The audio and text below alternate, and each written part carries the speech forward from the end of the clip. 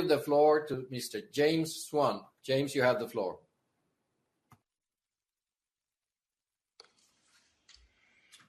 Mr. President, good evening from Mogadishu, and Ramadan Mubarak to our Somali brothers and sisters as we approach the Eid al-Fitr. Somalia, like the rest of the world, is focused on confronting the COVID-19 pandemic. Somalia has more than 1,500 recorded cases, although the actual figures are almost certainly much higher. The consequences for Somalia are acute. Even before COVID, more than 5 million Somalis required humanitarian assistance. The 2.6 million internally displaced persons are particularly at risk. Nearly 1 million Somalis are now affected by flooding, and the country also faces its worst desert locust infestation in some 25 years. In addition to the medical and humanitarian effects, COVID is also having a severely negative economic impact on Somalia. Revenue generation and remittances from the diaspora have dwindled. The federal government projects an 11% decline in nominal GDP for 2020. The federal government and federal member states have responded quickly to the crisis within their means. A national COVID task force was established in early March under the chairmanship of Prime Minister Hassan Khairi. Federal member states have created similar structures and also participate in the national level coordination. The UN family is working to reinforce the government's response. UN agencies, funds, and programs have reoriented their activities to give priority to COVID. As just a few examples, the World Health Organization has expanded Somali hospital capacity, established isolation centers, and supported testing laboratories. UNDP has provided generators. UNSOS and the UN Humanitarian Air Service have provided vital air transport and other logistical support. Somalia's ability to respond to COVID is greatly aided by having achieved the decision point under the Heavily Indebted Poor Countries Initiative on 25 March. This historic milestone recognized Somalia's improved public financial management and has now enabled Somalia to become eligible for additional budget support and grant financing.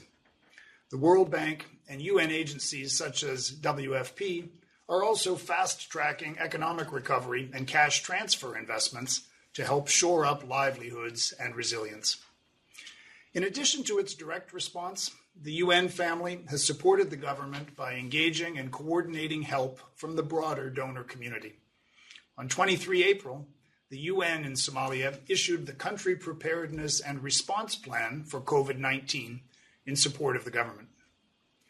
Mr. President, prior to the global pandemic, Somalia had set ambitious national priorities for 2020. These include the holding of the first direct elections in Somalia since 1969. As this council noted in November, the holding of peaceful, inclusive, credible, and transparent one-person, one-vote elections would be a historic step in rebuilding Somalia and would assist with the country's continued democratic development. The coming weeks will be decisive in determining how Somalia will proceed to these elections. The Parliamentary Joint Ad Hoc Committee is expected to present its recommendations for resolving the issues omitted in the electoral law passed in February. These include designating constituencies, allocating upper house seats, and guaranteeing 30% of the parliamentary seats for women.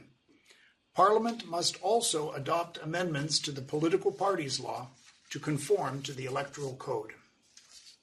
The chairperson of the National Independent Electoral Commission will also report to a joint session of the Houses of Parliament on plans for conducting elections within the constitutional timeline. These Somali institutions will determine the pathway to elections. Somalia's partners must then be ready to mobilize the technical support and financial resources needed for implementation. The work of the National Electoral Security Task Force must also accelerate to ensure the necessary security arrangements for voting to take place. Equally importantly, there will be a need for consensus building among political leaders and across Somali society to ensure that the elections enjoy broad support and acceptance. In addition to the focus on elections, we also note the importance of Somalia making progress on other critical state-building priorities. These include formation of the Constitutional Court, the Judicial Services Commission, and an independent Human Rights Commission, as well as completing the review of the federal constitution. Effective democratic competition also requires an enabling environment that protects freedom of speech, assembly, and organization. I call on the federal government and federal member states to ensure these are fully respected, especially during this critical election year. Mr. President, turning to the security situation, let me first pay tribute to Somali security forces and the African Union mission in Somalia for their continued sacrifice in the pursuit of peace. UNSOM completed the reduction of its troop ceiling by 1,000 troops on 5 March, as decided by this Council. UNSOS is currently providing logistics support to 19,626 UNSOM uniformed personnel, as well as to 10,900 Somali security forces, supported by the Somali Security Forces Trust Fund. Since my last briefing, Somalia has made progress in recovering areas occupied by al-Shabaab. On 16 March, the Somali National Army and AMISOM liberated the strategic town of Janali in Lower Shabelle. Somali-led forces have held the town since then, and efforts by the federal and southwest state authorities to return governance, justice, rule of law, and stability to the town are ongoing, supported by UNSOS and UNSOM and other partners. Meanwhile, institutional reforms have continued in the security forces, including improvements to management and personnel systems. As set out in the joint FGS-AU-UN threat assessment concluded in January, the threat of al-Shabaab has continued to evolve. The group inflicts intimidation and violence not only through improvised explosive devices, mortar attacks, and assassinations, although these continue, but they also deploy extortion, illegal commercial activities, and criminal tactics. We regret that al-Shabaab has not embraced the Secretary General's appeal for a global ceasefire and that their terrorist operations continue unabated. In regard to the specific IED threat, Somali security forces would benefit from additional support to counter this deadly menace. I look forward to the briefing by the Director of the United Nations Mine Action Service later in this session. I welcome the federal government's commitment to revise the Somalia transition plan to update the timelines and identify key tasks and gaps in response to the evolved threat from al-Shabaab. The government has signaled its commitment to reinforce the comprehensive approach to security, and we also welcome that. Regrettably, COVID-19 has slowed international partner training necessary to generate forces needed for the fight against al-Shabaab, which may impact the pace of future operations. We have valued the recent inclusive conversations among Somali security leaders and key international partners held to discuss requirements and configuration for international support to Somalia's security sector in the coming years. We look forward to continuing these discussions to strengthen our collective efforts. Mr. President, turning to developments in regard to the federal member states, we have been encouraged by recent progress on dialogue and reconciliation in several of them. These include Galmudug, where a broadly representative new cabinet has been appointed, Southwest, where elders have selected a new parliament, and Jubaland, where former political rivals have agreed to work together and to pursue further reconciliation.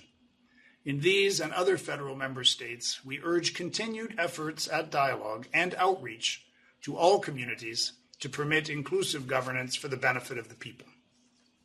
In regard to Somaliland relations, we are encouraged that dialogue is ongoing at senior levels and that both sides have indicated a willingness to maintain communication and pursue further discussions. We urge that a commitment to dialogue and improved cooperation extend to relations between the federal government and all of the federal member states. While relations between the central government and some federal member states remain cooperative, we regret that it has been more than a year since the President and all federal member state leaders have met. Achievement of important national priorities urgently requires all to work together in the interests of the Somali people. Mr. President, in closing, I wish to reassure.